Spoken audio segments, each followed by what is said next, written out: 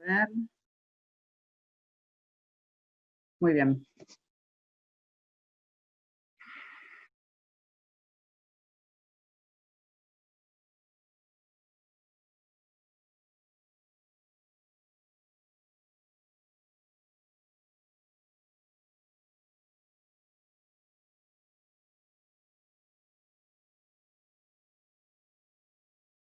No está nada. Bueno, le No. corto. Bueno, chao. Chau. Estarían faltando los alumnos. Ahí está, se están conectando. Pero no hay alumno. Hola, Ah, Javier. sí, hay un alumno. Buenas tardes. Oh, buenas Hola, Erika. tardes. ¿Cómo están? ¿Cómo andan? Ah, ¿Cómo se han les ido va? a dormir. Ahí están. Están apareciendo de a poquito. Mm.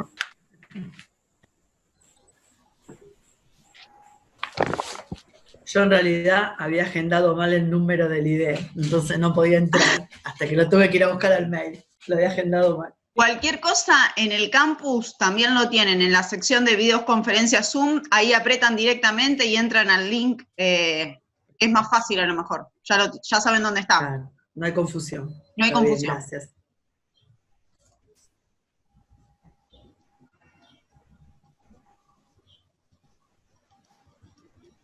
Estoy absolutamente convencido de que se fueron todas a hacer la siesta. Y es un día que está para siesta, doctor. Ah, para la El día presta. O a lo mejor están esperando escuchar al presidente. Hablen un ratito. Ah, sí, claro. Ah. Es verdad.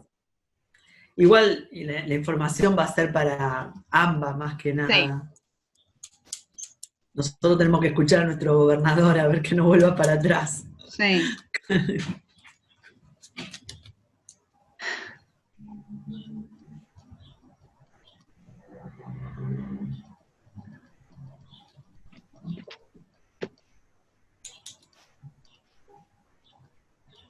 ¿Cómo les va? ¿Bien?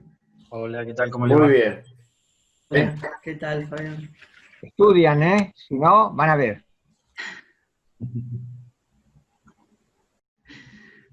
Ahora tengo 3. Ya va la cosa de... Son Va 4 mejorando. alumnos. Va bien, va mejorando. A lo mejor cuando termina la clase están todos. Seguramente. No, por eso grabamos, porque como también hay distribución de horarios dispares en el tribunal, veo que también atienden a la mañana y a la tarde, nos pidieron por favor grabar las clases para que justamente quede a disposición de los alumnos quienes no puedan asistir en el horario habitual de la clase. Está bien. Claro. Casi todos lados graban. Sí. Ujú. ¿Qué dice ahí, doctor, de la propiedad intelectual? Usted. A ver, no le oigo, espere, voy a... ¿Qué Mientras tenía, no me puse el audífono. ¿Cómo me dice? No, ¿qué dice usted de las clases, digamos, grabadas, no? Digamos, yo opino que está bien. Yo sé que hay... Yo estoy muy de acuerdo. A ver yo una también, cosa. yo también. Mire, No, yo dije que sí. por eso, pero entienda una cosa. Es una cosa, la otra vez escuché un profesor italiano que circulaba una grabación de Sí, que la era no escuché. sé qué cosa catastrófica. Pero a ver una cosa. Si yo le dijera, no va a haber más clases presenciales cuando pueda haberlas, la discusión tendría un sentido mayor. Pero ahora es esto o nada. Exacto. Y si es esto o nada, es una realidad que se puede aprovechar. Yo di todo el curso de filosofía del derecho, casi todo el curso fue virtual. Claro, Y los no, que porque han hay algunos que rendido, lo cuestionan, pero yo estoy de acuerdo con que se no, grabe. es que, ¿qué quieren cuestionar? ¿Qué cosa quiere? ¿Que no haya más clases? ¿Qué cosa quiere? Claro. No se puede confrontar como Platón lo perfecto. Yo se lo he explicado si fueron alumnos míos. Platón se enamora de un mundo perfecto, pero el mundo perfecto es irrealizable. Hay que ver lo que uno tiene y en lo que uno tiene hacer lo mejor posible. Ahora, esto. Si después, ahora, si yo dije, como dicen algunos, el fin de la escuela, el fin de la universidad presencial, como alguna, no ahora, siempre se ha dicho, es otra cuestión. Eso sí se puede comprender hay que discutir. Y yo ahí no estaría de acuerdo. Pero sí en esta cosa de momento. Claro. Muy bien. ¿Y qué hacen ustedes en sus vidas? Además del doctorado. Bueno, uno está un poco limitado hoy para hacer algo, ¿no? Sí, pero bueno, habitualmente. Buenas tardes. No me van a contar. Aparte del doctorado, bueno, qué sé yo, algo de deporte, por ejemplo. Sí. Pero ejercen la abogacía. Tengo mi estudio. Bueno, eso me gustó.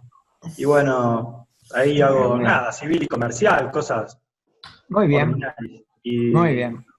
También hago algo, bueno, tuve alguna función como funcionario público en el gobierno anterior de la provincia, relacionado a seguridad social, así que, bueno, he tenido esa posibilidad. Claro, ahí tiene un lindo tema de estudio, porque a lo mejor le interesara hacer la tesis sobre la seguridad, que es una materia poco desarrollada teóricamente en Argentina. Es decir, comparada con las otras, ¿no? Bueno, ahí tienen, ¿ves? Aprovechen para integrar sus vidas, ¿saben?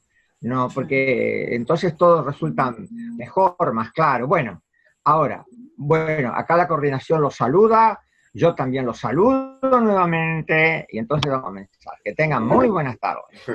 Bueno, ahora entonces, en la clase anterior estábamos hablando que atribuimos a seres humanos determinables, a diferencia de las influencias humanas difusas, que precisamente el nombre lo dice, son difusas, determinable. Aquí tenemos el obrar de seres humanos determinables. ¿Por qué nos interesa que son seres humanos determinables? Y nos interesa porque, en primer lugar, de esta manera creemos que podemos influir en ellos. De esta manera también creemos que tienen una dignidad especial. O sea, hablamos del ser humano como diferente de las causas de las distribuciones por influencias humanas difusas o de la naturaleza o del azar, porque creemos que el ser humano merece una atención especial. Merece una atención especial, aunque, claro, hay mucha discusión de los títulos por los que merece una atención especial. ¿Lo consideramos libre o no lo es? El gran problema de la libertad.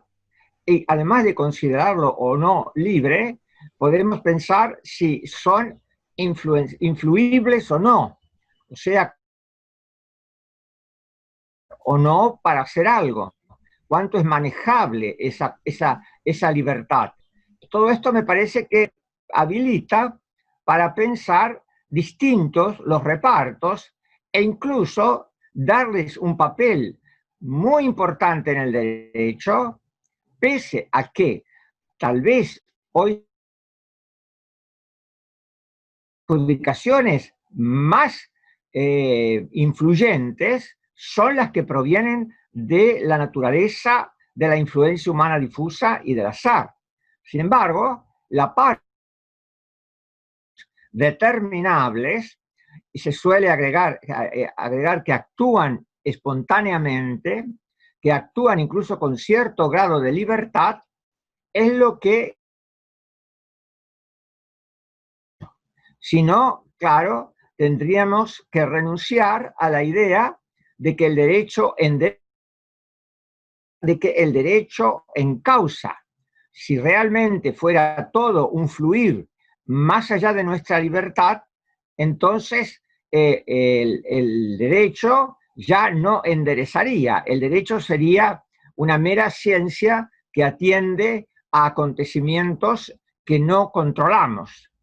Pero tenemos la idea de que podemos controlar los acontecimientos en alguna medida. Ustedes comprenden hoy más que nunca, por ejemplo, que no podemos controlar el virus, que no podemos controlar tampoco la economía de manera profunda, que tienen sus reglas, que tienen sus cauces y que nosotros podemos tal vez influir de alguna manera. O sea, la omnipotencia creo que no se puede sostener mucho. ¿A la luz de qué? A la luz de los conocimientos que hemos ido adquiriendo, sobre todo a partir del siglo XIX, cuando se han desarrollado las ciencias sociales. Pero ya con los conocimientos de ciencias naturales, ya sabíamos que no era algo que podemos manejar totalmente. Siempre sabemos, por ejemplo, por la biología, que no podemos manejar la pandemia.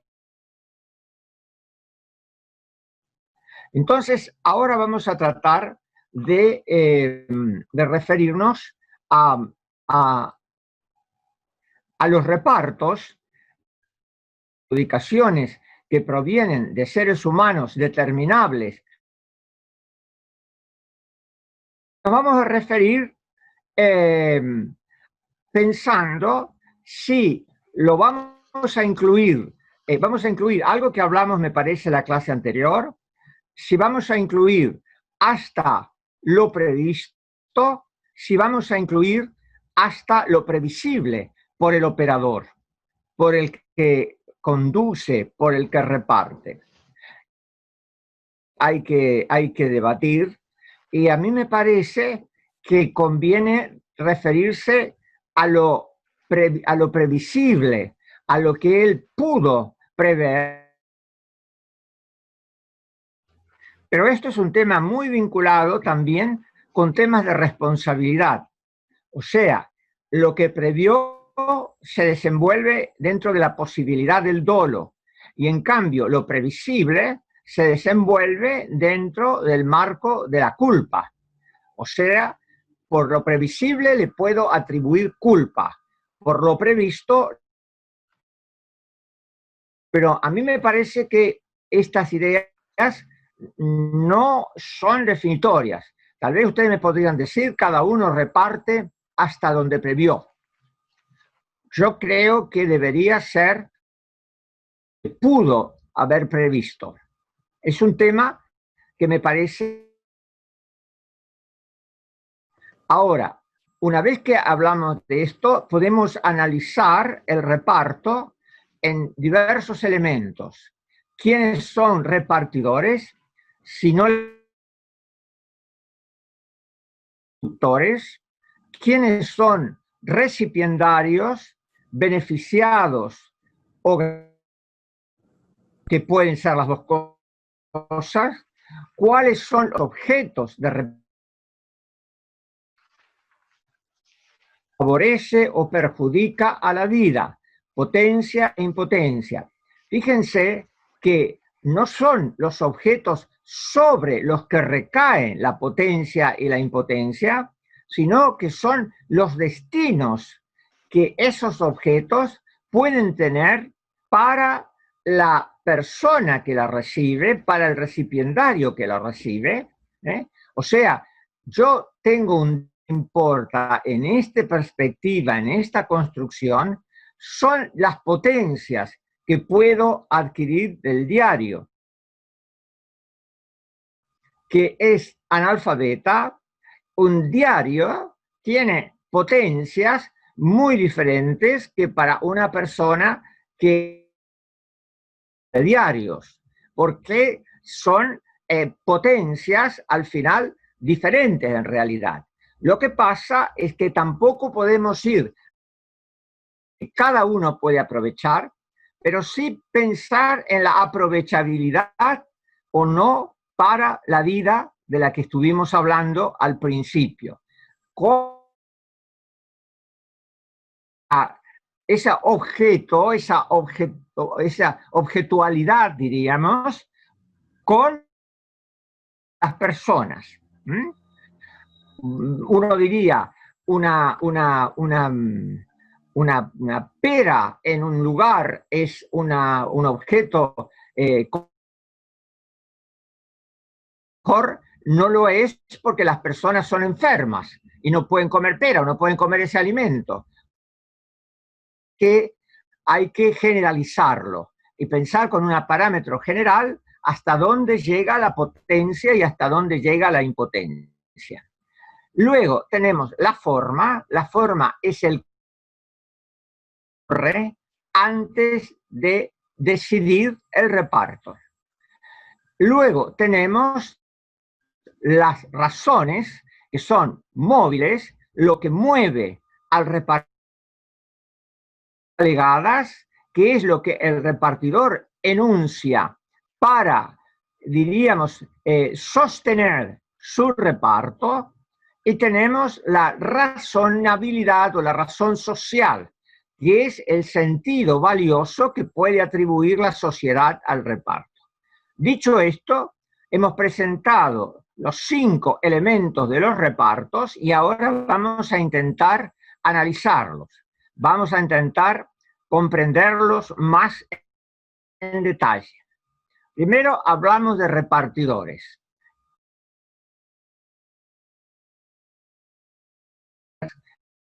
Que con su obrar producen la adjudicación. Esto más o menos es claro, pero ¿cómo podemos delimitarlo? O sea, el problema es que todo ocurre por todo. El universo es un complejo en el que todo ocurre por todo. Parece que es un complejo entramado en el que todo se interrelaciona, que abarca el universo entero, parece. Entonces, cada persona la consideramos repartidora, pero es repartidora si lo delimitamos. No lo delimitamos en realidad. Por ejemplo, mi papá y mi mamá son repartidores que yo reparto. Porque en realidad mi mamá y mi papá me hicieron a mí. Entonces, cuando ellos me tuvieron a mí, cuando ellos me educaron a mí, son repartidores de lo que yo reparto. Y bueno, si lo pienso así, todo se convierte en difuso. Todo se convierte en inmanejable. Y entonces se dice que la clase la doy yo. El que reparte la clase, Churo, Miguel Churo, no el otro, el padre.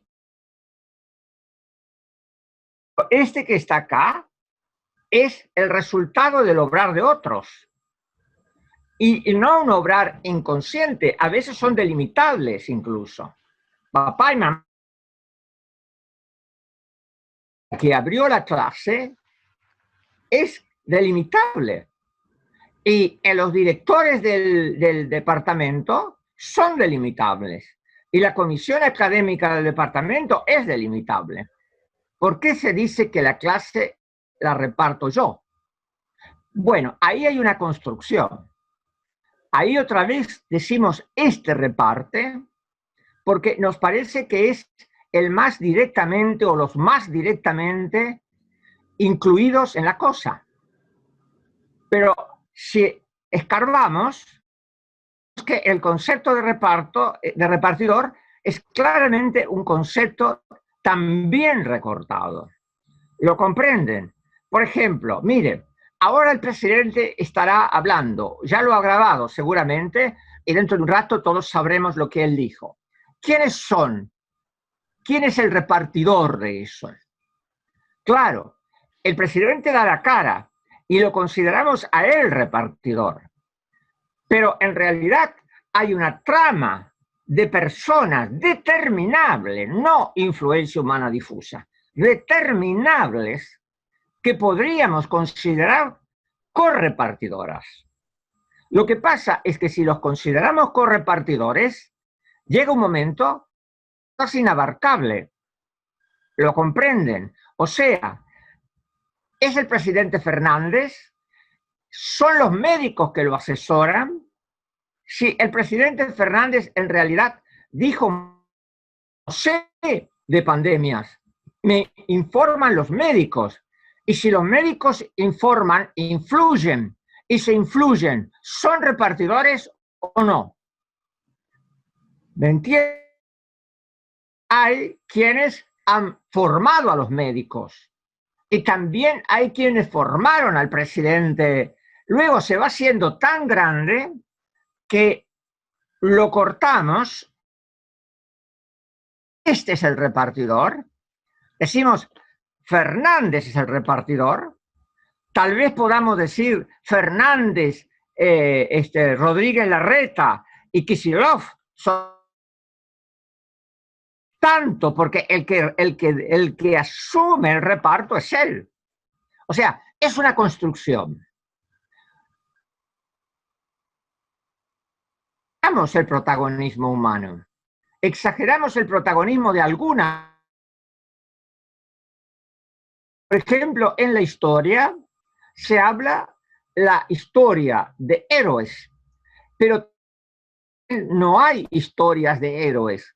Hay historias de procesos, hay historias de pueblos, aún tratándose de personas que no llegan a ser una influencia humana difusa, porque no es difuso el papel de las personas que asesoran al presidente, ni el jefe de gobierno, ni el gobernador de Buenos Aires.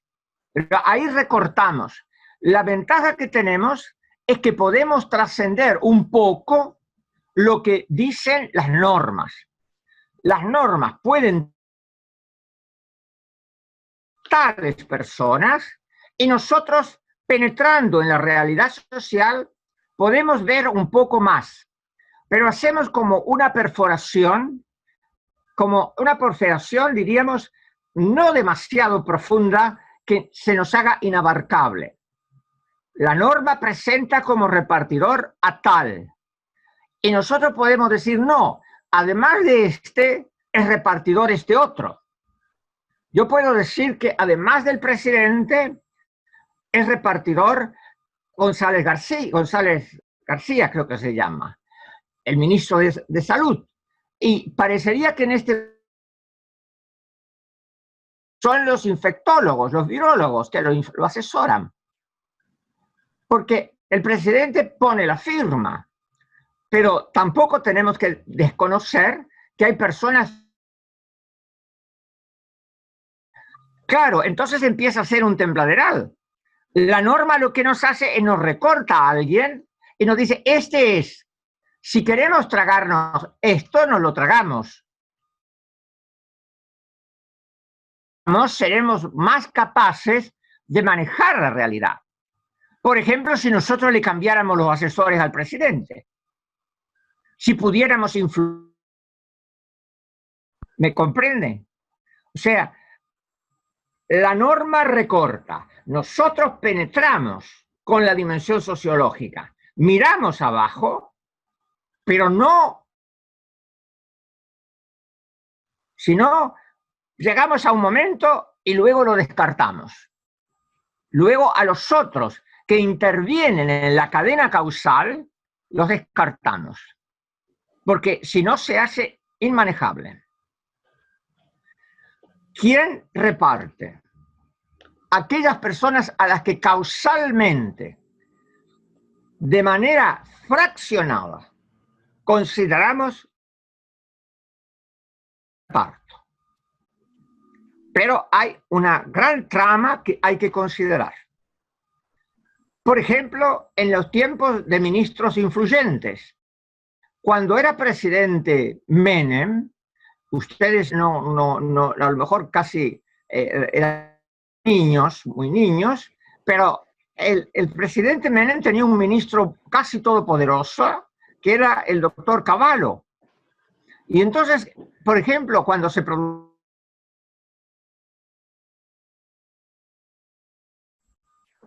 pero eso lo había sugerido, o tal vez más que sugerido, diciéndole es imprescindible el doctor Cavallo.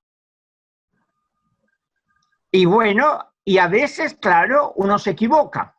Por ejemplo, porque además de prestigiar o desprestigiar a alguien diciendo que estaba bajo la influencia de alguien, por ejemplo, los últimos zares de Rusia, es decir, la familia imperial última, tuvo que era Rasputín. Claro, luego vino la leyenda y la gente dice que Rasputín dominaba a la familia imperial entera. Y eso fue motivo para que la familia imperial fuera más desacreditada de lo que tal vez merecía. Porque ahora la historia va a la familia imperial exactamente. Lo que pasa es que Rasputín tenía alta consideración y también, si quieren, lo pueden saber, zar era hemofílico y este monje extraño, este personaje tan extraño, tan milagrero, había conseguido encontrar la manera de frenar las hemorragias, tal vez de las cosas, digamos, discutibles que se atribuían a la zarina. La pobre mujer veía que su hijo se iba en sangre, y entonces a cualquiera que le aparecía que podía parar la hemorragia de su hijo, le daba un poder incalculable. Pero no tan incalculable. Por ejemplo, la guerra no fue obra de Rasputín. Entonces, esto hay que ver. Entender que cuando uno se asoma a la vida es mucho más compleja que la norma. La norma es un recorte. Si ustedes quieren vivir de recortes, háganlo. Pero les aseguro que ni siquiera van a poder manejar la vida. Todos sabemos que no es como dicen las normas. Las normas son en gran medida ficciones. Tratar con una sociedad anónima, a lo mejor la persona más influyente en la sociedad anónima, la que toma las decisiones, miembro del directorio, a lo mejor es la secretaria del presidente. Si usted quiere ejercer la abogacía, se traga que la sociedad anónima la maneja el director, presencia en la sociedad anónima, que controla la sociedad anónima. Si lo quiere saber, lo sabe, y si no, va a ir a los tumbos por la vida. Y todo el mundo comprende eso. Pero luego, en cosa. Y lo propio ocurre, lo lamento, con los jueces. O sea, yo, una única incógnita. La verdad es que todavía la conservo, pero un poco aclarada, con los jueces de Comodoro Pi. Porque yo siempre decía, los jueces suelen fallar según les interesa, como todo el mundo. Los jueces no fallan lo que les interesa porque serían máquinas, y las máquinas también tienen programaciones por intereses. Los jueces fallan lo que les interesa, como yo explico lo que me interesa. Los humanos nos movemos. Yo me preguntaba, ¿cómo es posible que hay jueces que siempre coinciden con los intereses de turno? Y entonces yo me preguntaba una cosa, ¿habrá un teléfono?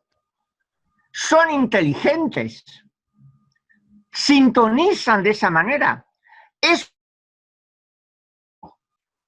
conducción.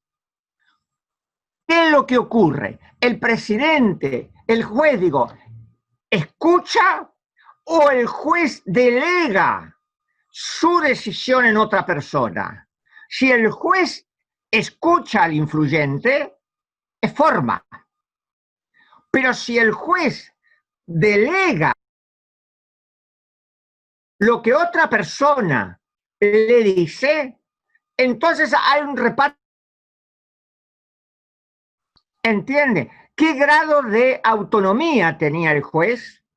Era mi interrogante. Ciertos jueces. Y yo pensaba, debe haber un teléfono.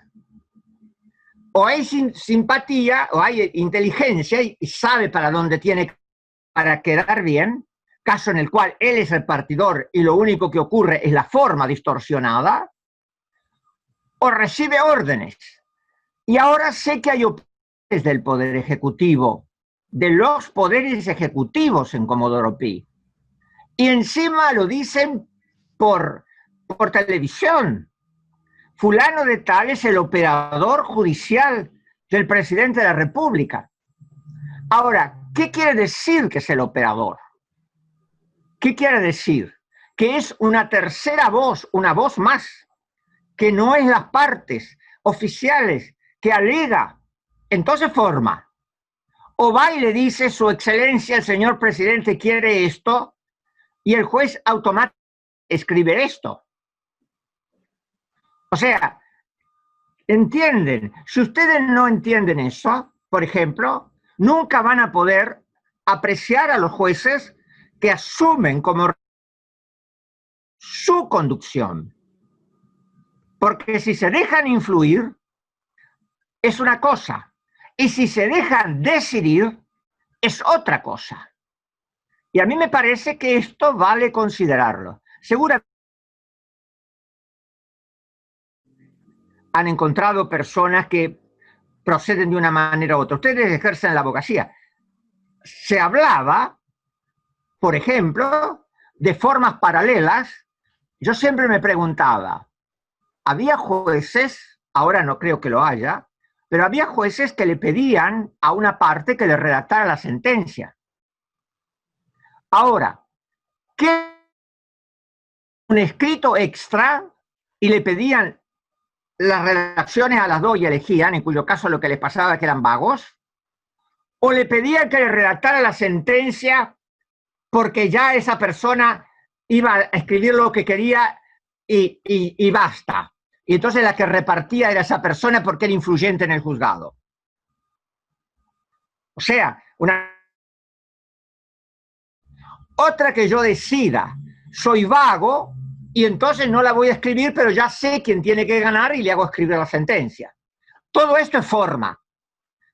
Pero si yo, ab inicio, digo, este tiene que ganar, y me trae la sentencia, ya no es forma. Es la toma de decisión que toma el otro. Y había juzgados donde se sospechaba que los jueces eran operadores, por ejemplo, de compañías de seguros. Y esto hay que saberlo. ¿Entienden? Pongo a que el abogado de la compañía de seguros tenga su casillero. Y tampoco me opongo a que ejerce muchos casos. Bueno, a mí no me importa que me diga buen día o que no me lo diga. Lo que me importa es que la sentencia la decida el juez. Y que sea una decisión que no es mecánica, porque si es mecánica, ya no es forma, es que el otro está decidiendo. Esto es la realidad. Si usted quiere la ve, y si no, va al juzgado y litiga y no sabe con quién está. Compañía de seguro directamente, está lidiando con la compañía de seguro o con el juez operador de la compañía de seguros. ¿Quiere saberlo? Lo sabe. ¿No lo quiere saber? Litiga en el vacío. Y así como la compañía de seguro puede ser cualquier otra entidad. Yo lo digo de la compañía de seguro porque en mi tiempo las compañías de seguro, pero yo dejé de ejercer la abogacía litigando en el año 71, de modo que todo lo que estoy diciendo son simplemente recuerdos de un anciano. No vaya que mañana usted esté encerrado haciéndome lío al colegio de magistrados. Lo que yo estoy hablando,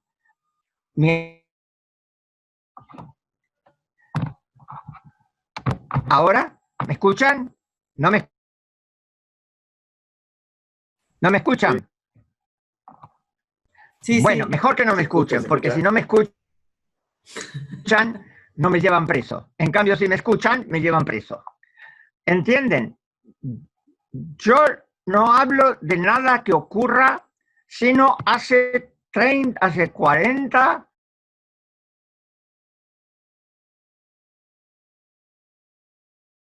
en algún lugar lejano del mundo ocurra. ¿Mm? En algún lugar lejano, no ¿dónde? Pero puede ocurrir.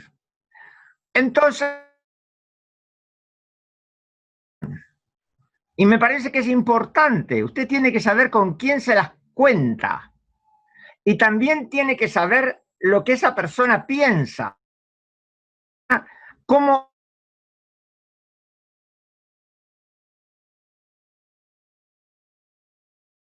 reducir la forma. Si usted me viene a hablar a mí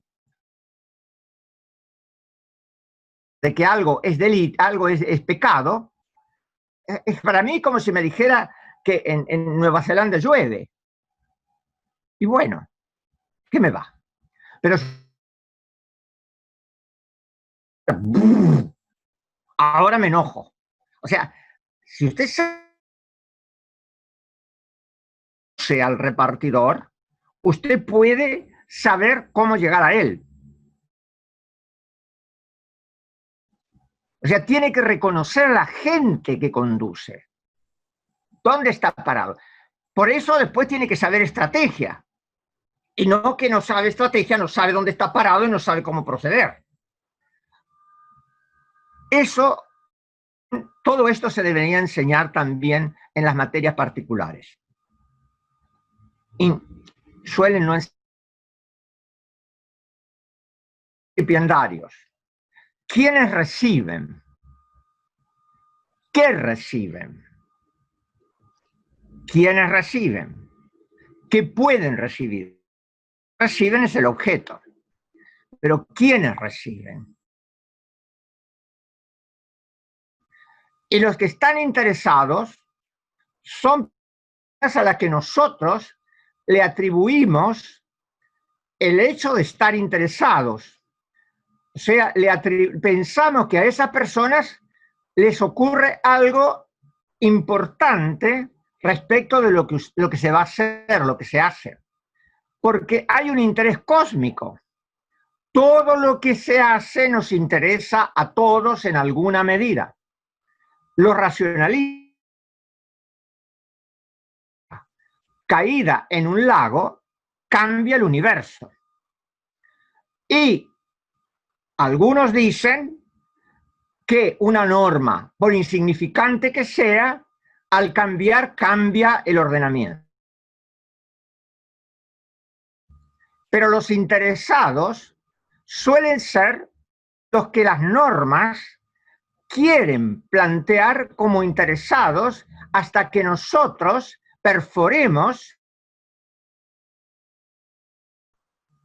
y generalmente se pinta como interesados a los que conviene plantear.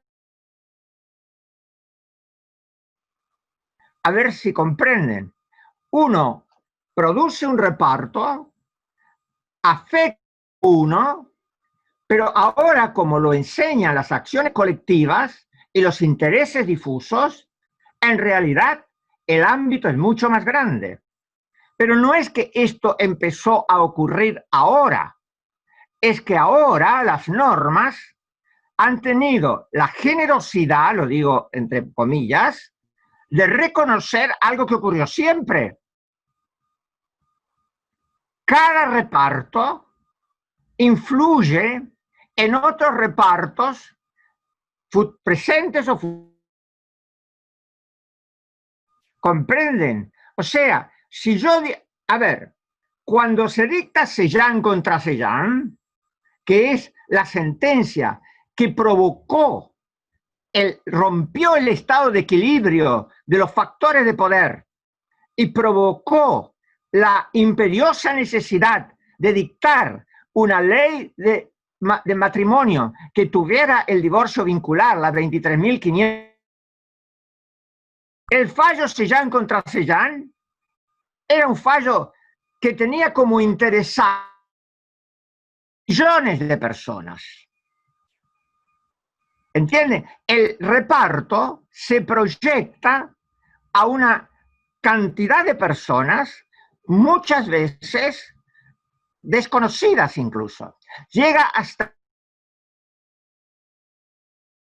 O sea, no es que se reparte solo el caso, solo lo delimitado en la norma. ¿Entienden? Por ejemplo, ahora, cuando se prorrogue la norma de pandemia, en realidad se prorroga afecta a las personas nombradas y afecta la economía y la vida de generación después. O sea, la trama real es mucho más grande que la trama normativa. ¿Entienden? La trama real es mucho más grande que la trama normativa. Pero la recortamos. Ahora, la recortamos no ateniéndonos normas. Por ejemplo, otro ejemplo, más sencillo. La sentencia penal está penando al reo y a su familia. Y si quiere la prueba de que está penando a la familia,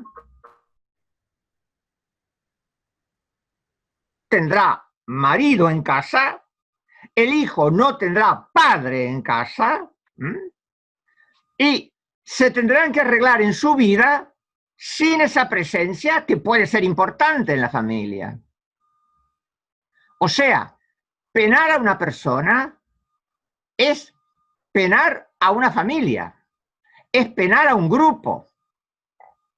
Esto hay que entenderlo. Si no lo entiende, por lo menos piense en los regímenes de visita y todo eso que significa, todo humana que significa, y piensen en la familia que ya no tiene el aporte económico de esta persona, a lo mejor tampoco tienen las palizas que les daba esta persona si era violenta,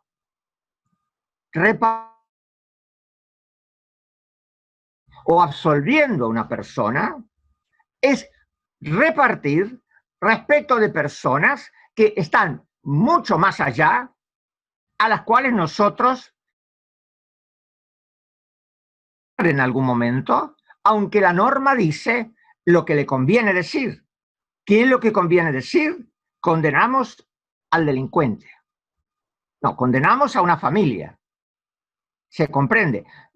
Podría estar dándole ejemplos de acá hasta el fin de los tiempos, pero ustedes se dan cuenta, a ver, esta clase que yo doy, buena o mala, tiene como recipiendarios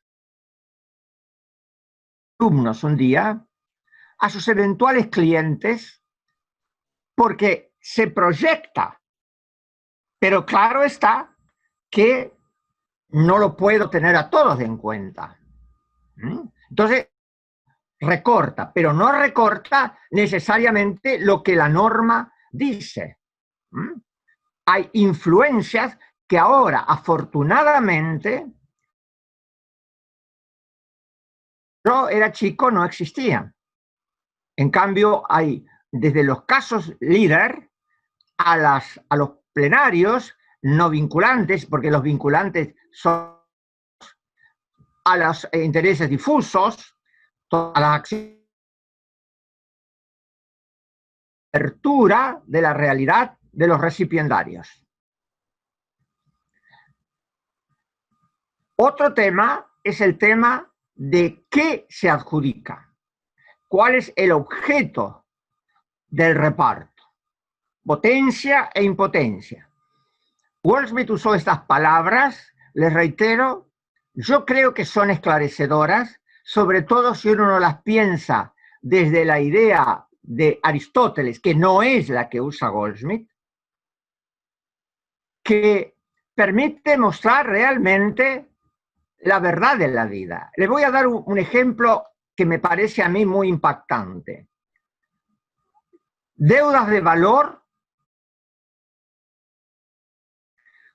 Durante mucho tiempo hay quienes sostienen las deudas dinerarias. ¿Qué le debo yo a usted? ¿Le debo 100.000 pesos o le debo 100.000 pesos representaba cuando construimos la obligación. Si yo declaro que solo se declara que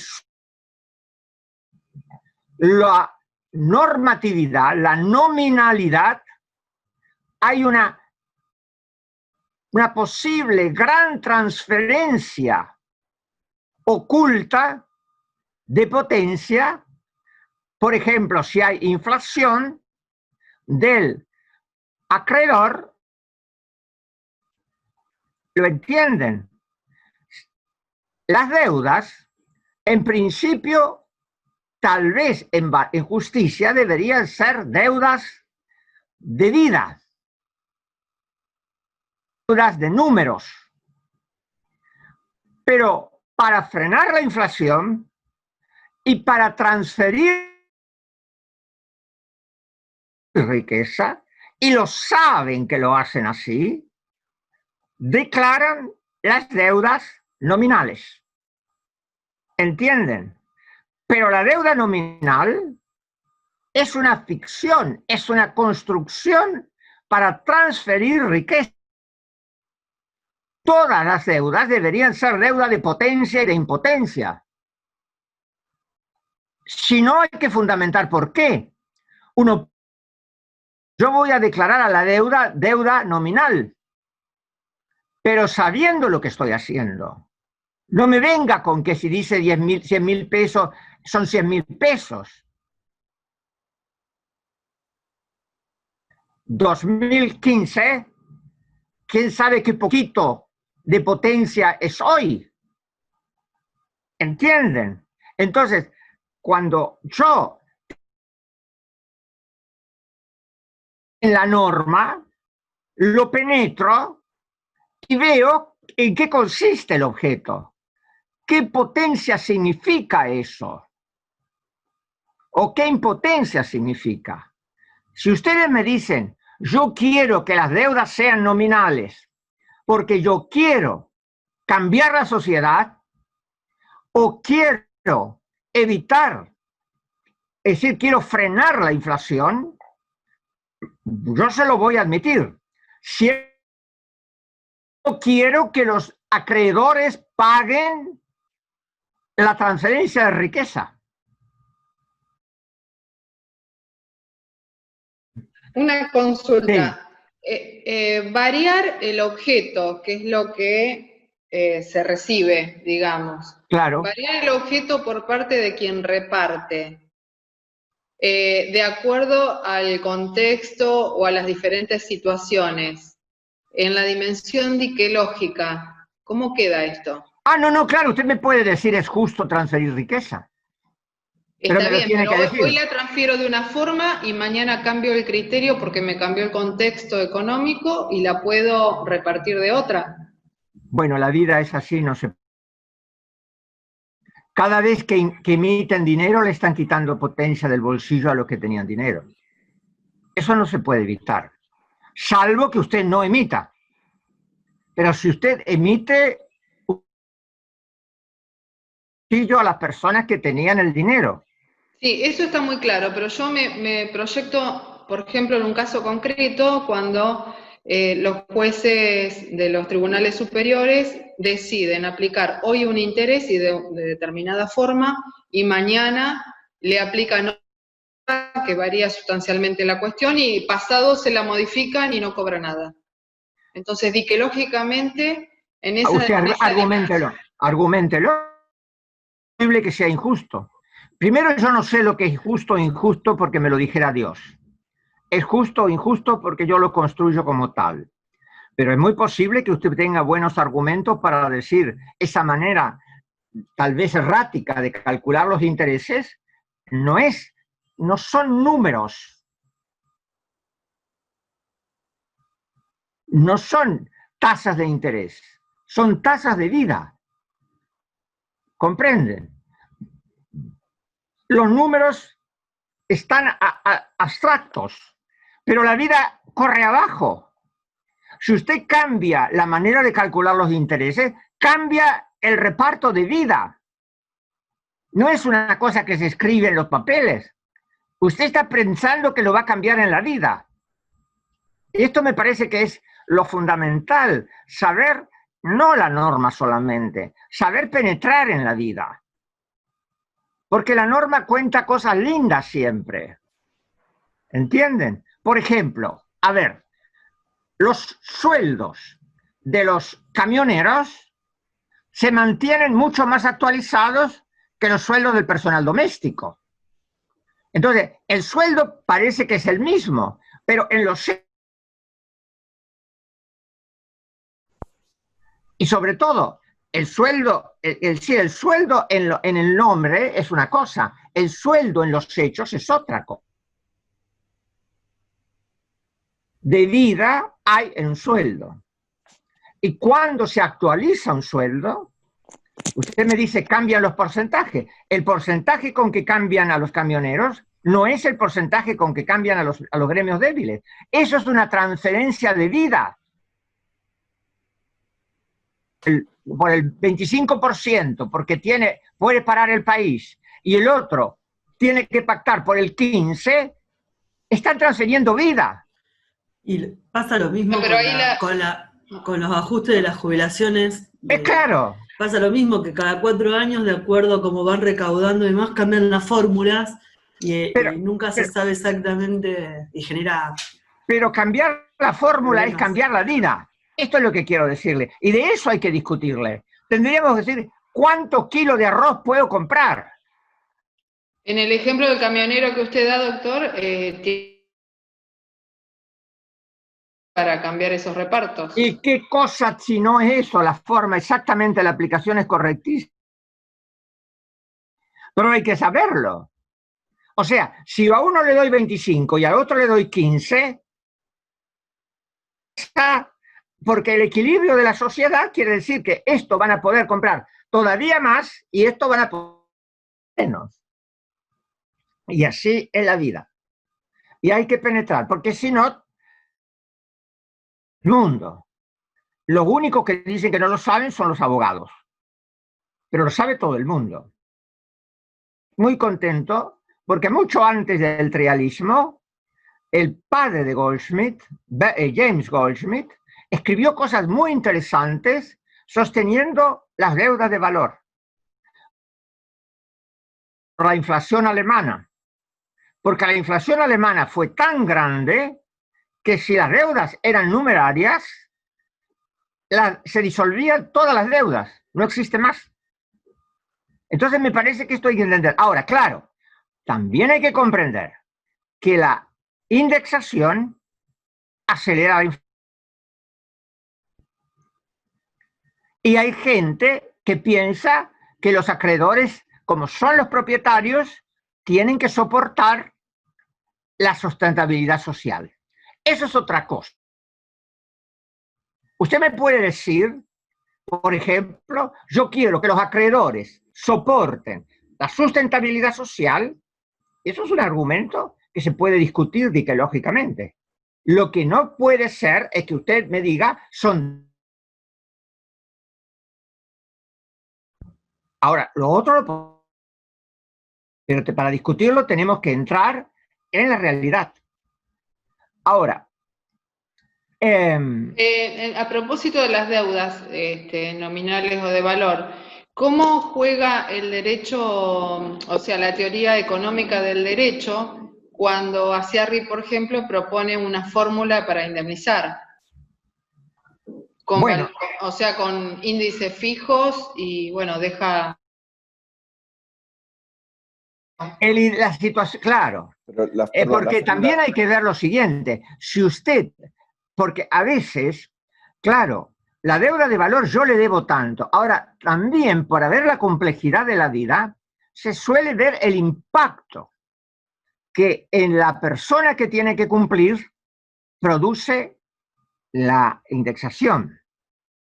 Pero ese impacto, explicar, transferimos potencia del acreedor al deudor porque no puede soportar la impotencia que significa el cambio del valor de la moneda. Pero hablemos de realidades, no de abstracciones. Lo que yo quiero es que entendamos que estamos hablando de realidades sociales, no de abstracciones. Claro, muy bien.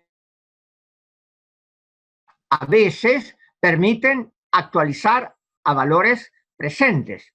Y eso puede ser muy interesante. Claro, siempre que las fórmulas sean, a ver cómo me lo podrían explicar, a ver qué palabra. La fórmula sea suficientemente expresiva de la realidad. Tiene que ser una fórmula contrastable con la realidad que se quiere manejar. En general, perdón, los criterios más usuales, el valor actual, por ejemplo, si no hay ingresos acreditados, se toma algún parámetro, salario mínimo, o a la fecha en la cual se determinan los daños, y eso como flujo de fondo descontado se trae con una tasa de descuento por el periodo que faltaría para la edad jubilatoria o algún otro parámetro que se tome. Pero eso se puede hacer sin problemas en cualquiera de las fórmulas con valores actuales.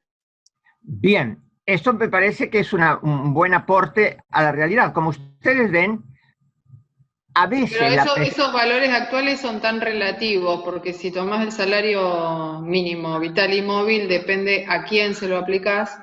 Sí, entonces, bueno, las fórmulas también son injustas en algún punto. El salario mínimo vital y móvil se aplica en principio cuando no hay otra prueba o algo acreditado en cuanto a la acreditación de ingresos. Si hay alguna acreditación de ingresos hay que ver de qué se trata y bueno, después se podría seguir discutiendo porque todavía en esos casos habría que hacer distingos, ¿no? Sí, yo la verdad es que yo, como no litigo, no puedo dar la experiencia de que cuánto la fórmula es o no. Pero, por ejemplo, cuando congelan los alquileres, hay que ver cuánto se transfiere de riqueza de los propietarios. El alquiler es un negocio no muy... pero lo tienen que decir, porque claro, si uno simplemente congela o lo ata con el salario mínimo, atar con el salario mínimo suele ser desposeer a los acreedores. Va muy a la saga. O sea, a los índices de vida de las personas, la vida real. ¿Por qué? Porque precisamente mienten. Y mienten para frenar la inflación. Cuando usted ata con el salario mínimo, que parece que es un caso excepcional, como informa el doctor, está transfiriendo riqueza. Porque el salario mínimo no debería ser el salario mínimo. Debería ser el valor real de los objetos. Tantos kilos de arroz, tantos kilos de fideos, tantos kilos de carne. El valor de los objetos. Dice el doctor, yo no alcanzo a verte, Juan Pablo, porque hay un cartel delante que no me deja verte. Pero, es decir, veo que me doy cuenta, pero no te veo. Pero se entiende lo que quiero decir. Le debe kilos de cosas, le debe pan, le debe carne, le debe... no sé, cosas, y no solo alimentos, le debe todo lo que la persona podría haber comprado con eso. No es fácil. El problema de valor, nominalismo versus valor, es un problema actual muy grave y creo el principal los precedentes de la Corte, porque no hace tanto tiempo la Corte Nacional, ya con tasas de inflación elevadísimas, sigue sosteniendo la existencia de nominalismo por el artículo 2 o 3 de la ley de convertibilidad que se mantiene vigente. Se ha ido filtrando aquello en materia de honorarios con el JUS, en materia de jubilaciones con... Más allá que después ahora se suspendió con una fórmula que en materia de UVA, en ejecuciones... Claro, porque la presión de la realidad se hace tan insostenible. El derecho lo desconoce, pero no hay contrato de obra que no tenga ajuste por la Cámara de la Constitución. Bueno, no deberías haber dicho el derecho lo desconoce, hablemos con propiedad, las normas perdón, sí, claro. la norma lo desconoce, pero la vida lo va a filtrar, la vida lo va a presionar hasta que, depende del grado de presión que usted ejerce, que es un tema que vamos... Depende, es un juego de fuerzas, depende de la fuerza que usted tenga para contener la fuerza del reclamo de quienes ven que sus potencias o impotencias no le resultan satisfactorias. Es un juego de fuerzas, intereses. Luego se escriben de una manera u otra, pero si uno quiere no hablar, no, lo más cerca que se pueda a la vida de la gente, eso es una toma de posición. Uno puede decir el derecho es una gigantesca ficción, en cuyo caso nada de esto hay que hablar. Uno puede decir el derecho es una construcción abstracta, que es lo que llamamos norma y punto. Si quiere, hable eso. Pero a mí me parece que a mí no me satisface. Y de eso solo no voy a hablar. Está claro. Ahora, cuando suspenden los despidos. Por un lado, es fundamental que sí, que lo suspendan, pero hay una enorme transferencia de riqueza que el gobierno intenta paliar con subsidios a los pequeños propietarios, a los pequeños empleadores. Tiene que pagar sueldos, ni siquiera puede pagarlo porque no puede levantar la persiana, y esto me parece que hay que tenerlo en cuenta también. O sea, es muy fácil dictar un decreto suspendiendo los despidos, pero ¿quién va a pagar? Menos mal que el gobierno emite, y al emitir, ¿qué hace? Diluye en el resto de la sociedad. Si no emitiera y diera subsidios, algunos subsidios, por ejemplo, las personas que tienen jubilación fija o no, que incluso no trabaja y tienen que contratar a otras personas, porque las personas que hacen el servicio doméstico no se pueden trasladar, entonces eso genera un perjuicio, o sea, alguien soporta todo eso. Es un reparto, alguien soporta. Si le doy a uno, es porque lo soporta el otro. Parece bien que ocurra, pero fundándolo. Si le doy a uno, es porque otro no se lo doy. Salvo que haya una gran producción de riqueza en la que lo que no le doy es lo nuevo. Pero si no hay una gran producción de riqueza, se lo saco a uno para dárselo a otro. Y que lógicamente puede ser muy fundado. Pero hablemos de las cosas como son. Luego tenemos la forma, el camino previo para llegar. Fíjense ustedes el gran problema de la forma, porque que el repartidor escucha a los interesados. Ahora, tienen que tener primero lo que quieren, porque a lo mejor no tienen clara conciencia de lo que podrían querer. Tienen que tener un buen asesoramiento de lo que podrían querer como potencia e impotencia. Y tienen que tener la libertad de querer. Por ejemplo, un electoral. El otro día un alumno de un posgrado me dijo, una alumna, ¿cómo puede haber democracia si la mente del elector es manipulada? Y efectivamente es así. ¿Y cómo si la mente del consumidor o del comprador o de quien fuera es manipulada? La raíz de la voluntad es manipulada. Luego, la raíz de la persona decide, entre comillas, contratar porque su cabeza fue hecha para que contrate. El sistema capitalista no solo hace el producto, hace el consumidor del producto. De la forma. Puede estar viciado y suele estar viciado.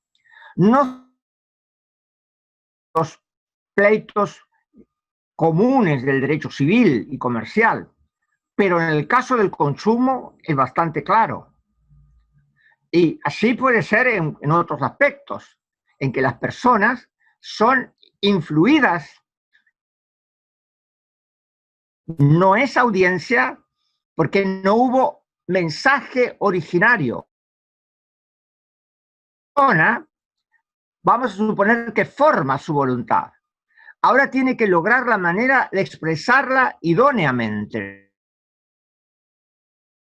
Idóneamente le imponemos un abogado, por ejemplo. La persona tiene una voluntad. Ahora tenemos otro eslabón que tiene una importancia muy grande, porque aquí interfieren la ciencia y la técnica del para cambiar, para adaptar, bien o mal. Si usted tiene un alumno, ahora se lo digo en broma para que se despierten, por si están dormidos. Si usted tiene un alumno, como lo que yo escuché muchas veces, ¿qué materia? Ahora, ese robo, ¿quién lo paga? ¿Quién es el recipiendario grabado de ese robo? Porque él se robó la materia, se llevó la potencia del título y la impotencia la paga el cliente porque el abogado no sabe expresar de manera la voluntad y el derecho eventual que tenga su cliente. O sea que, fíjense, el arco formal no es nada fácil. Cuando los jueces reciben, en realidad reciben algo que ya desde el comienzo, porque la persona, su mente fue hecha y porque tiene un abogado o no tiene experiencia o no hizo el doctorado en la UNR, es una cosa catastrófica si uno no hace el doctorado en la UNR, entonces no sabe traducir la voluntad, supongamos que es real, de su cliente el derecho.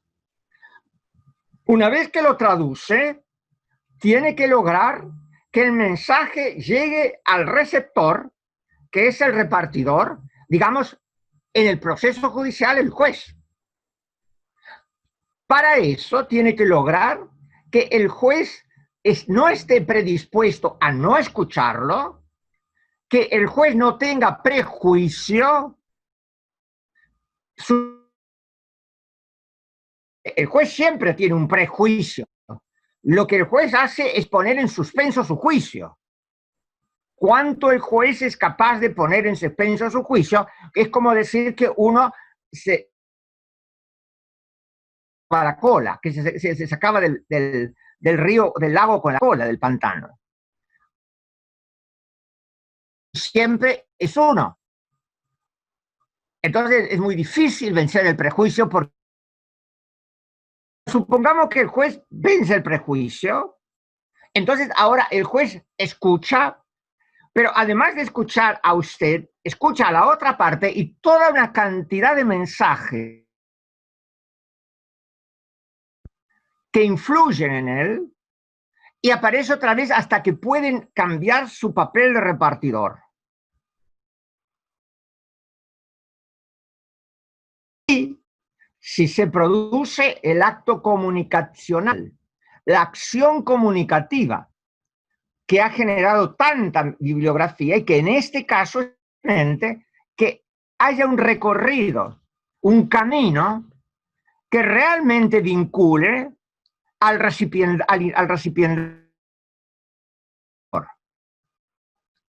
Esto ocurre en los tribunales, pero también ocurre en los sindicatos, ocurre influyen en el discurso. ¿Entiende? ¿Cómo llega el discurso? Por ejemplo, si usted quiere llegar, tiene que hacer un discurso.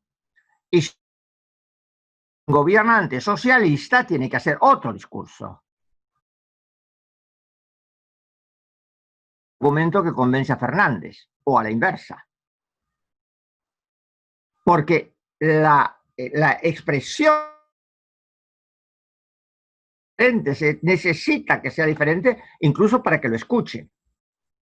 Una vez que tenemos la comunicación del interesado al repartidor, toma una decisión, un tema importantísimo, cómo decide, con qué lucidez jurídica decide, normas, decide pensando en normas y en hechos, decide pensar cuánto está dispuesto a ser leal al derecho existente, cuánto está dispuesto a imponer su voluntad o la voluntad.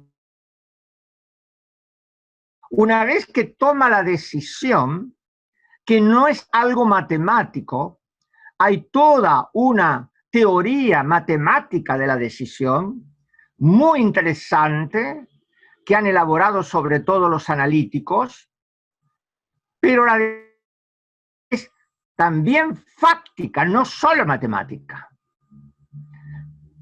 Cómo este ser humano, con toda su plenitud, porque saben una cosa, para que se falla con las entrañas, porque se piensa con las entrañas, se vive con las entrañas. No me puede poner la cabeza afuera. Y si pusiera la cabeza afuera en una máquina, no sé si la máquina tendría el humano que yo espero que tenga un fallo. Esta composición glandular falla con todo eso, que es lo que hablábamos también como repartidor. Ahora lo recibe, toma la decisión. Una vez yo escribí un artículo hace mucho tiempo sobre la teoría trialista de la decisión. Es que les puede interesar para abrir el tema. Por ejemplo, hay un profesor que hizo una teoría trialista de la que no desarrollan, si les interesa el trialismo o la teoría económica de la decisión, la teoría egológica de la decisión, pero una teoría de la decisión, una vez que toma la decisión, ahora lo que tenemos es que mueve al repartidor. Si sabemos lo que mueve al repartidor, sabemos si está dirigido al reparto y a estos recipiendarios o a otro. ¿Qué mueve al repartidor? Doctor, no sé si doctrinarios americanos, Epstein y Knight se llaman, han hecho unos estudios muy interesantes, principalmente en la Corte Suprema y en los fallos de la Corte Suprema. Creo que vinieron americana. Hace un tiempo, tuvieron comunicación acá. Hace 2 o 3 años, sí. Tienen un trabajo muy interesante. Bueno, uno de estos estudios era, por ejemplo, es uno de los que tengo más habían estudiado jueces de ejecución penal en Estados Unidos, jueces que deciden del último tramo de la sentencia, regímenes de libertad, libertades progresivas, etc. En este caso se tomaban en audiencias, ¿no? Y los evaluaban, depende, y sacaron las siguientes. En la banda horaria de las audiencias celebradas poco tiempo antes del almuerzo, había un porcentaje negatorias de libertades transitorias o de regímenes de libertad. Lo asocian ellos con el apuro para ir a comer. No consciente, no que conscientemente querían terminar, sino ahora, porque el esfuerzo argumental de conceder es mucho mayor que el esfuerzo argumental de rechazar, que es un sello en algunos de estos esquemas de decisión, ¿no? Y este es un trabajo muy interesante, estos profesores lo trabajan con mucha seriedad, por lo menos. Es que eso, fíjense, como somos anglo-franceses, somos cartesianos, no hay vuelta de hoja. La escuela realista norteamericana se ocupó muy especialmente de la psicología judicial y de la sociología judicial. Eso se tiene que enseñar. Perdón, estos profesores van más allá y dicen que inclusive el realismo clásico, ellos no se quieren calificar como clásico, ponen en la ecuación la ideología política o algún otro. ¿Y qué hay que ponerla? Claro, clásica, humana, son las vacaciones. Norteamericano. Eso sí que es un argumento norteamericano, pero bien norteamericano. Ingenuidad, si dice eso, es una ingenuidad superlativa, Juan Pablo. Uno de estos era en cuántos casos votaron por colores, o sea, republicanos y demócratas, que están claramente identificados en la Corte Americana. Y marginalmente, creo que no llegaba al 3% de los casos votaron en bloque. Esto es uno de los... La política no juega tanto como otros intereses. Pero si son jueces burgueses, deje de cosas. ¿Cuántos jueces del Partido Comunista nombran en Norteamérica? Déjese de decir cosas, por Dios. ¿Pero qué cosa dice? ¿No ves que es un argumento? Los norteamericanos son los campeones de la ingenuidad. El norteamericano medio es una persona absolutamente ingenua y primitiva del punto de vista político. Por eso vota a Trump. Es una persona absolutamente ingenua. ¿Cuántos jueces del Partido Comunista hay en la ciudad de Rosario? Pero dígame una cosa, y son todos de un mismo partido, o la mayoría. ¿Entienden? Hay camadas que decide una persona. Eso hay que ser. Entramos al proceso de normalización democrática. Había un estudio que ponía a los jueces. Si usted quería ser juez, tenía que ir a hablar, tener un proceso. Y todavía hay gente que... son gente que se nombró por ese tamiz. Digo, es muy interesante lo que dice el doctor Cifré, no cabe ninguna duda, pero que claro que si le duele la panza falla de una manera y si no le duele la panza falla de otra. Y la clase también. Yo, por ejemplo, a veces pienso, como a veces no me siento bien, por ejemplo, esta mañana no me sentía nada bien, y decía, ¿cómo me va a salir la clase? Porque yo no me siento bien. Ahora tengo que dar clase hasta las 6 de la tarde, para mí es mucho, y yo decía, no me siento, está influida por todo lo que somos. El aporte del doctor Cifré es muy interesante porque muestra la superficie, pero abajo de esto que es la hora y todo eso, es muy probable que yo apruebe gente según el estado de lo que he comido. No solo el juez. Eso hay que saber. Hay que hacer estudios sobre psicología, sociología judicial. Miren, muchas veces sobre la magistratura. Y me han dicho, neuroderecho, pero psicoderecho, psicología judicial, psicología jurídica, no la enseñan.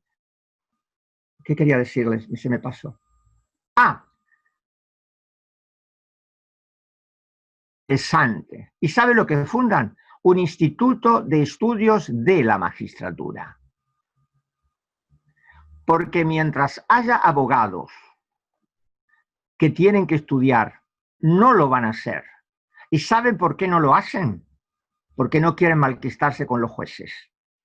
Y mientras haya jueces que lo tienen que hacer, no lo van a hacer porque no quieren que les pongan en evidencia lo que hacen. Lo que hay que hacer es eso que hace esa gente. Pero no si lo hacen a la mañana o a la tarde, que es importante, no lo niego, sino a qué intereses responden.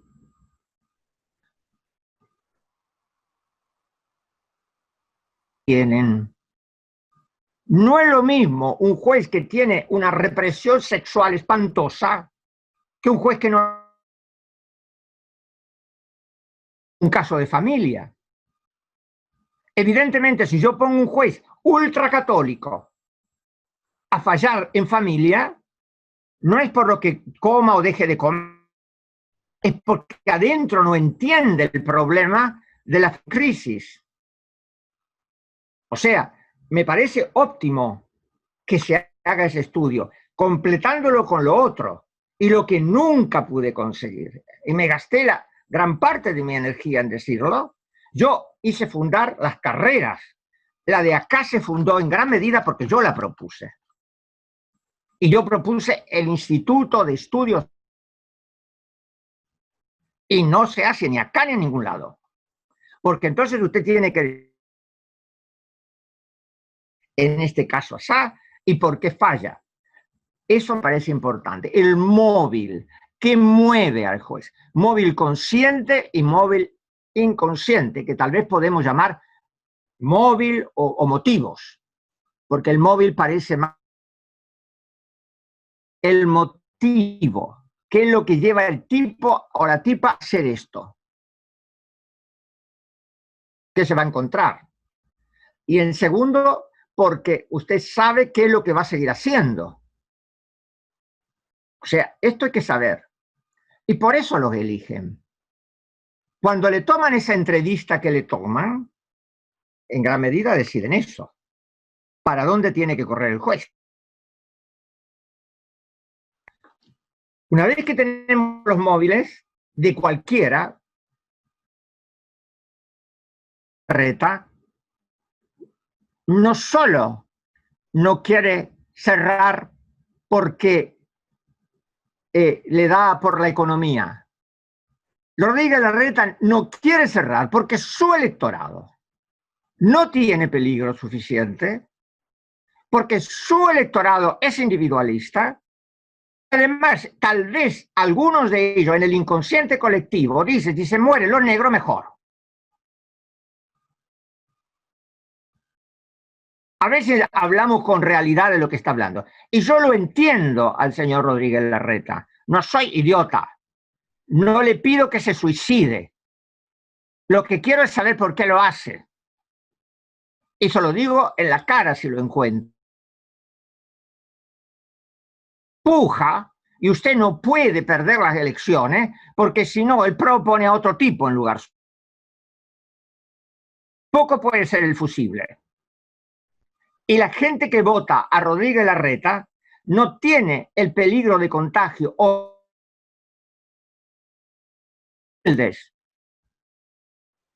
y además si se mueren tanto mejor.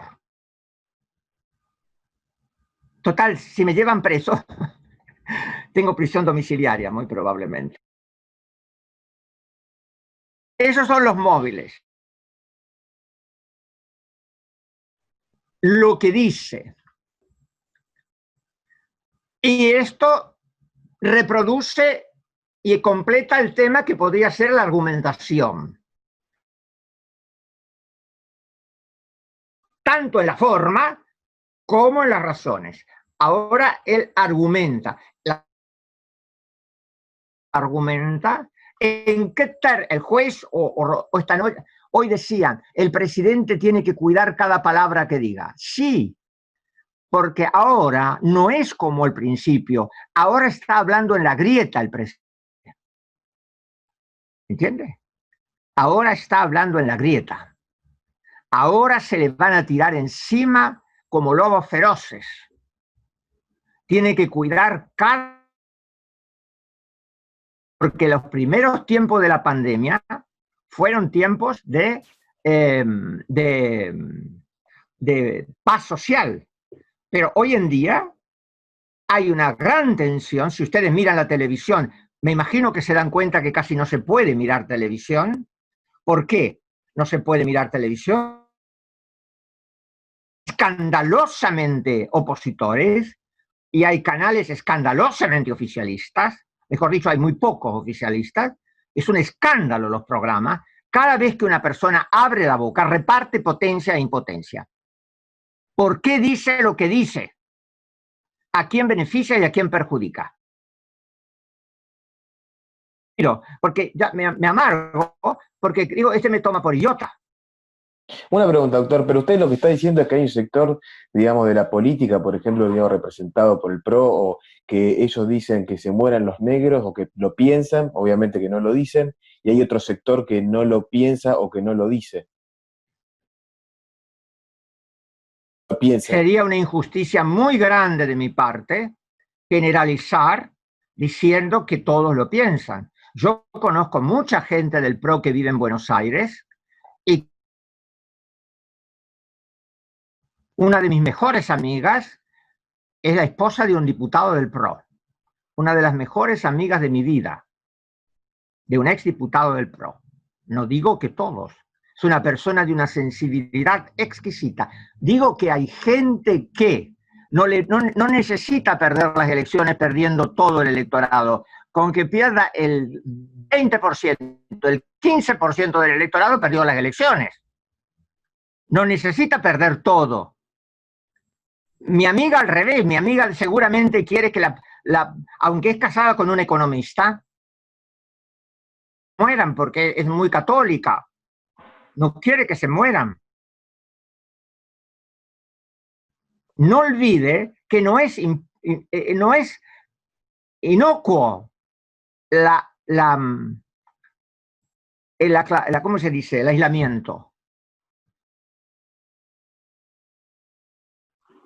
Y a la gente la ponen entre destruir la empresa o la muerte del pobre desgraciado.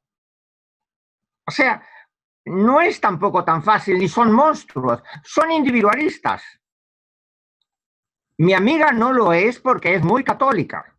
Dice que vive rezando para que yo me convierta. Pero mi amiga es muy católica, seguro que siente simpatía por la gente que se muere, pero otros dicen, ¿y por qué me voy a arruinar mi empresa? Arruinar una empresa de una persona tampoco es...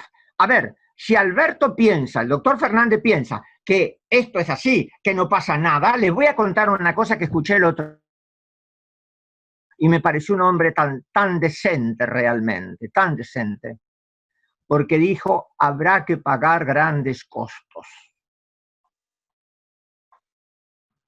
Y habrá que pagarlos muy probablemente. Los costos probablemente se paguen o en economía o en vida.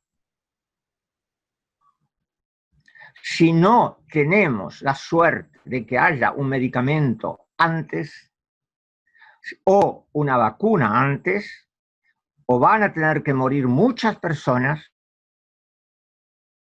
Un infectólogo, un ministro, un exministro dijo ayer por televisión, los de más de 70 años se mueren. Así lo dijo. 64 o 62. Dijo, sí, me lo dijo en la cara. Y creo que es una persona muy seria. Lo que pasa es que es sensible, es sincera.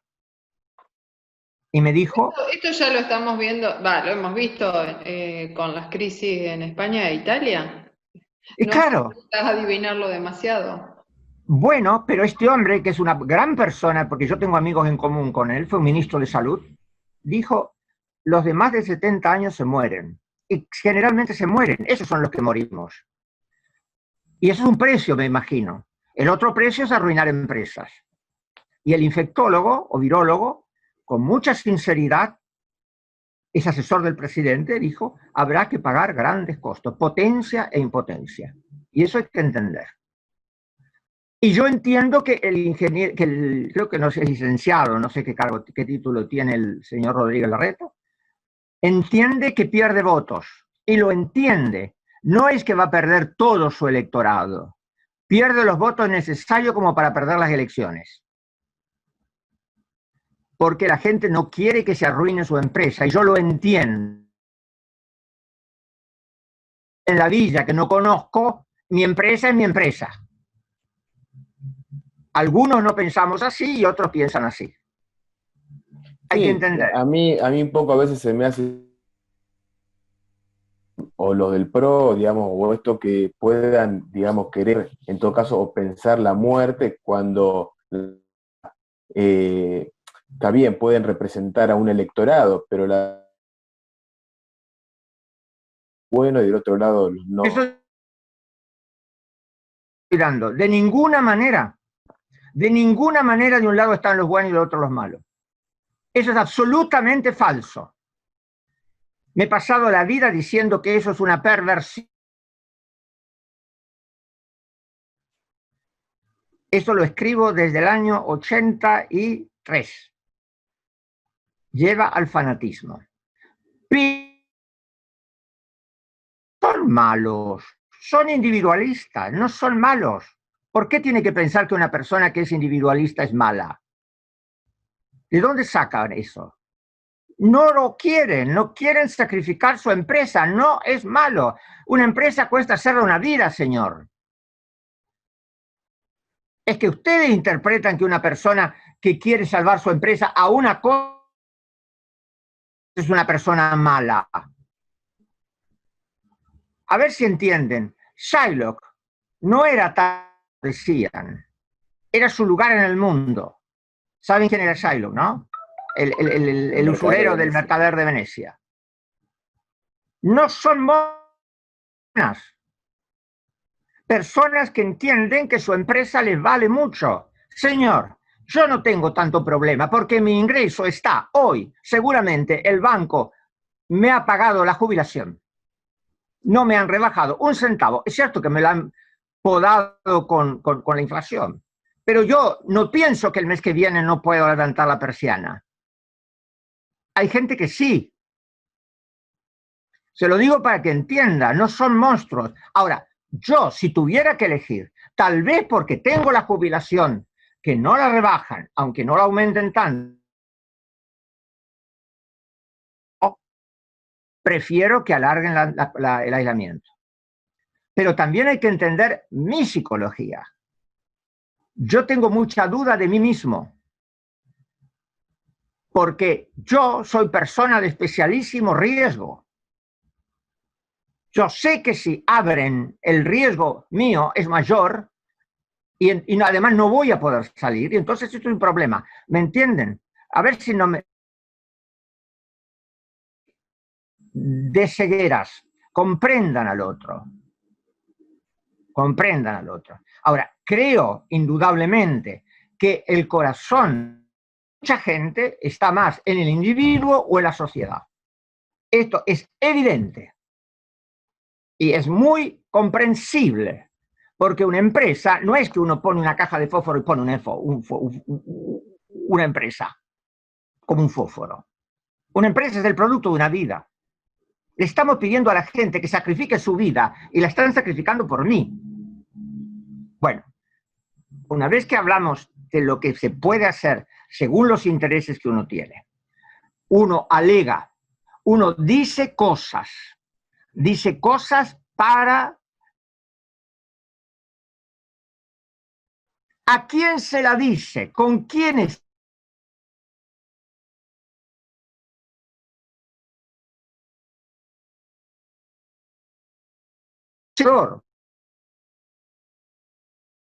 Ahora quiere transmitirla. ¿Cómo la cantidad de problemas? Él tiene que encontrar la manera técnica de llegar a todos los que quiere hablar y a quién le quiere hablar. Tradicionalmente le tiene que hablar a las partes, pero ¿en qué lenguaje le tiene que hablar a las partes? En el lenguaje que entiende la parte también. Allí tenemos un gran problema de comunicación. el repartidor hacia los recipiendarios. Todo esto genera algo que es muy interesante, porque si esta persona que recibe el mensaje cree que entonces lo va a cumplir mejor o se va a sentir menos herida si pierde. Y entonces aparece lo que Cosio, que es discutido, pero era seguramente el jurista más grande que nació en la Argentina, por lo menos el filósofo más grande, puede tener, o esta ley puede tener fuerza de convicción, porque los interesados creen que es la sentencia que se debía dictar, que es la ley que se debía dictar, que es el decreto que se debía dictar. Entonces, esta persona emite, tiene que hablarle algo que la gente entienda, quien entienda. Cerrado de gente que se entiende a sí misma, o es un circuito más abierto en que la otra gente puede recibir a su abogado. Lo interesante es que lo haga el juez. Pero claro, no olviden que un lenguaje técnico. Y ahí aparece un problema de justicia, de comunicación, que es muy interesante. ¿Qué dice? Y lo que dice, por supuesto, pero a lo mejor cree que le conviene decir lo que hay que decir para que la gente lo entienda. Le digo, esta tarde escuché y me acabó, porque él es un hombre muy espontáneo, según dicen, es profesor y los profesores a veces somos muy espontáneos, y claro, uno puede decir palabras que la gente la entienda de otra manera. Lo puede cambiar y esto es una manera de no tener un desliz en el dato. Ahora, esta tarde lo que él está produciendo son razones alegadas, como las produce el juez, como las produce cuando hace un decreto, cuando por ejemplo, a mí me piden que explique una nota. Razones alegadas. ¿Puedes o no? Una vez que ha alegado, se forma o no una conciencia. ¿Cómo se ven las razones sociales? En el comportamiento de la gente. Es muy probable que si él alega bien, las razones y si no, menores. Hay toda una teoría muy interesante que es la teoría de las razones para obedecer. ¿Por qué la gente obedece? Las razones para cumplir la ley, por ejemplo. ¿Por qué la gente cumple? Que otra vez sería también un problema de psicología y de sociología. ¿Por qué la gente cumple? Yo me muero de ganas de decirles que se dediquen a la psicología jurídica, no solo judicial. Lo que pasa es que como nunca sé si lo van a admitir o no en las facultades, me siento mal porque no quisiera... Pero les explico, el realismo norteamericano, este estudio importante que hacen estas personas que a mí me contaron ya y que el doctor Cifré lo sabe mejor porque lo escuchó, pero el realismo norteamericano era muy fuerte en el sentido de desenmascarar, al punto que hoy se considera que ha sido reemplazado por la corriente crítica norteamericana. A Scripta me dijo algo que es interesante. Me dijo, ¿no cree usted que el realismo a fuerza de desenmascarar se hace crítico? Y yo le dije, no, hay el riesgo. La diferencia es que el crítico ve mal el sistema y yo veo mal aspectos del sistema, pero no estoy encaminado a cambiar radicalmente el sistema. Un alumno me ha dicho el otro día, el derecho es malo. Yo no pienso que el derecho es malo. No pienso que el derecho es un instrumento de opresión. Que el derecho es un instrumento de adjudicación que puede ser opresiva. ¿Entienden la diferencia? En la crítica nos parecemos mucho. Que yo he dicho de Rodríguez Larreta, con mucho respeto, porque creo que es una persona muy respetable, le tengo especial estima, dentro del PRO, al cual yo no pertenezco, obviamente. Tampoco pertenezco al peronismo, no sea que lo que quiero decir es que, bueno, ahora me perdí por darle tanta vuelta. ¿Qué es lo que estaba diciendo antes? Estaba diciendo... Que usted no creía que el derecho ni era ni bueno. Claro, exacto, eso. Yo creo que el señor Rodríguez Larreta es una persona muy respetable y el derecho puede hacer muy buenas cosas. No creo que el derecho sea malo y ni creo que el poder es malo. En cambio, los críticos suelen pensar que el derecho es malo y los Foucaultianos es malo. Y ninguna de las dos cosas, o malo, el poder es omnipresente, por ejemplo, no es malo. Y yo no sé si el poder es tan omnipresente. Hay poder, pero también hay otras cosas en la vida. Digo, mi construcción jurídica se parece en parte a la crítica. También al análisis económico. Se parece a mucho, pero no es ninguna de esas. Dicho esto, ahora se abre la puerta para entrar a considerar las clases de reparto. Sobre todo a partir de la Edad Moderna, de la moral, se desarrolló la idea de que el derecho siempre es autoritario. No que tiene... De lo autoritario delimita lo jurídico. El ámbito de lo autoritario jurídico. Por ejemplo, si yo un regalo de cumpleaños, eso casi no sería derecho, aunque haya una donación, porque es libre. O sea, la idea es que si yo, por ejemplo, te explico con mayor o menor empeño, no sería derecho porque no poder, no es autoritario. ¿Por qué dijeron esto? Para diferenciar el derecho de la moral. Porque se pensaba que el derecho es coactivo, acción forzada, o al menos coercible, posibilidad.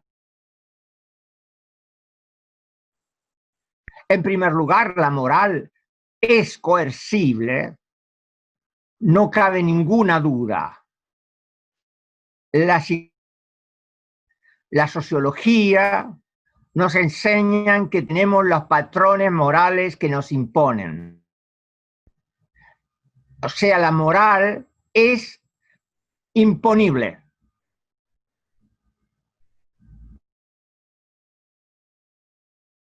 Y si no, ¿por qué los padres muy conservadores no quieren que sus hijos vayan a escuelas del Estado y quieren declararse los dueños del patrimonio moral de sus hijos? Si no fuera penetrable, te pueden imponer la moral. Los padres, los maestros, el gobierno, la prensa, quien fuera. De modo que la idea de que el derecho es coactivo o coercible y la moral no, se cae por una de las patas porque la moral también se puede. Uno necesita pensar algún criterio identificatorio de lo jurídico y estas personas han elegido el poder. El Estado. La mayoría de las corrientes actuales vinculan muy limitativamente y a veces con determinadas clases de Estado. De modo que los hombres de la prehistoria no tenían derecho. Los pueblos originarios no tenían derecho. ¿Se dan cuenta el si el derecho es del Estado, quienes si no tienen derecho, lo que tienen son meros usos, meros hechos. Peligrosísima. No digo que hablé con Dios y me dijo que el derecho no tiene que ser vinculado necesariamente al poder ni al Estado. Digo que a mí me parece una idea peligrosísima. Lo que sí creo, en cambio, es que el derecho, el ámbito donde podamos hacer lo que consideremos justo, el ámbito en que podemos hacer lo que consideramos justo en la adjudicación, no en la intención. El centro no está en la intención, el centro está en la adjudicación. Pero toda adjudicación, o no, me parece que es jurídica, debe ser jurídica. Y esto abre el camino a una clasificación de los repartos en autoritarios desarrollados por imposición, sea una ordenanza o una orden, o directa, donde se realiza el valor poder, pero también admitir la juridicidad como otro polo. Ninguno es puro, ninguno, que es el polo de la autonomía, del reparto autónomo, logrado por acuerdo de todos los interesados, donde se realiza el valor cooperación. Ningún reparto es totalmente autoritario, salvo el directo. Tener algún consenso de la persona que lo recibe. Y ningún reparto es puramente autónomo. Son polos de referencia entre los cuales nos movemos. En la clase que viene vamos a seguir hablando de los repartos en sus clases, autoritarios y autónomos. Que les vaya muy bien, me hago 300 kilómetros imaginarios y sigo mi clase. Chao. Chao, profesor. Hasta luego, gracias.